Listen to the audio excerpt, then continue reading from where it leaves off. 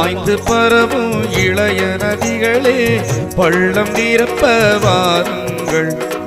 காய்ந்து கிடக்கும் கழனிகளெங்கும் கதிர்கள் சுமந்து தாருங்கள். பாய்ந்து பரவும் இளைய நதிகளே பள்ளம் நிரப்ப வாருங்கள். காய்ந்து கிடக்கும் கழனிகளெங்கும் கதிர்கள் சுமந்து தாருங்கள். முன்னோர் சொன்ன முதுமொழி எல்லாம் முதுகில் சுமந்தால் போதாது.